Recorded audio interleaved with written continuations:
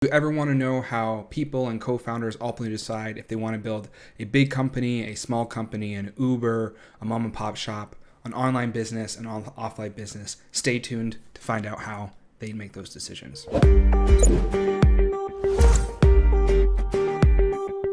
A good framework to ultimately decide what type of business you're going to make can be broken down into 5 different questions. If you focus on these 5 different questions and really analyze what you believe you want to do by asking yourself these questions, you'll have a better idea of what type of company you want to build. Ultimately, each individual person will want to build something different. It could be a big company that they're trying to IPO or a lifestyle business that they're just trying to make enough money off of in order to live. And not every type of business is for every individual. So it's really important to write down what your answers to these questions are and then analyze, if I were to start a business, what would I want to do? Do you want this to be a small business where you interact with more people, maybe have a few individuals that you hire, or do you want this to ultimately have the chance to have a huge exit or an IPO event? And that means you'll have to have most likely hundreds of employees, a lot of different business relationship contracts, and most likely spend the majority of your time focused on one thing. So that's the first question. Really dig into, am I doing this because I want to be free and make money for myself and be my own boss? Or do I want to build a company that can last without me, aka an Uber or a Facebook, where if the CEO of Facebook or Uber leaves, that company is still going to exist. But if you have a lifestyle business and you leave, that business most likely will slowly start to die over time. The second question you want to ask is, do I want to sell a digital product or do I want to sell a physical product? So do I want to sell a course or a software or a membership, which is a digital product, or do I want to sell a physical product like a pull-up bar, a car, a medical device, something that people come to buy, like food at a restaurant? Do I want to be digital or do I want to have a physical product? Usually you can also break that down into, do I want to work online? Do I want to work offline? There's intertwined elements in those businesses, but there are pros and cons to each of those type of products.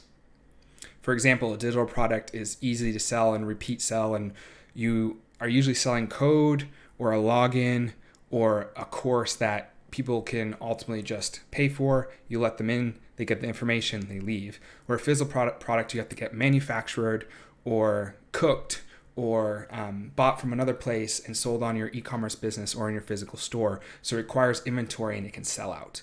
And there's a huge difference of the type of work and effort that is required for those 2 types of businesses. The fourth question is, am I doing it for the money or because I love what I'm doing? So I have friends that started a pet care business and a training dog business, and they love animals and they want to help animals and their owners build better relationships by training their dogs.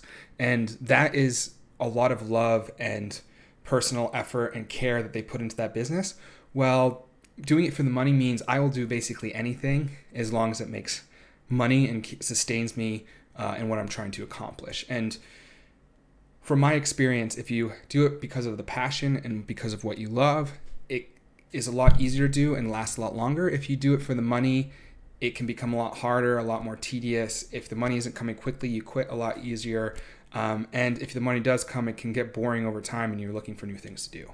So definitely understand, is it for the money or because I love what I'm doing? And the 5th question you should ask is, am I going to do this by myself or do I want a co-founder? And there are, once again, pros and cons to both of those situations. If you want a co-founder, you're giving up part of your equity, usually 30 to 50% of the equity in the company. You're working with someone every day on a regular basis. They're basically the person you'll interact with the most, more than your spouse or your girlfriend or boyfriend, your sister's brother and family. You're going to be with them nonstop. And there's going to be disagreements and they might not want to do the same thing that you want to do. And it can be difficult, but also can be very rewarding, and having the companionship also helps drive the business further because you're relying on that person and that person is relying on you. So you both have goals and determinations and things you're trying to accomplish, and that really helps the drive that you require in order to get things moving forward. Now, if you do it, on the other hand, by yourself, you get to keep all the equity, you get to make all the decisions in the direction you want to go in. If something comes up, it's for you to solve. But on the other hand, you don't have anyone to lean into. You don't have anyone to ask for help from. If times get tough, you have to figure out yourself. If money becomes a problem, you have to make the decision. And if you want to invest more of your own money, try to go raise capital or take out a loan. It comes down to you. So there's pros and cons to both, but really understand, do I want to work with somebody or do I want to do this by myself?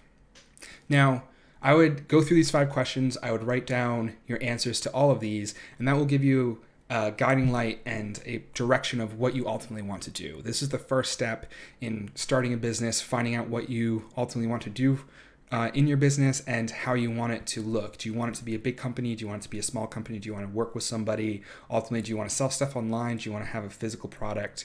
Once you connect all these dots, you get a good idea of these are the types of business I'm willing to do. Do I want to be a YouTuber? Do I want to start a venture-backed business in Silicon Valley?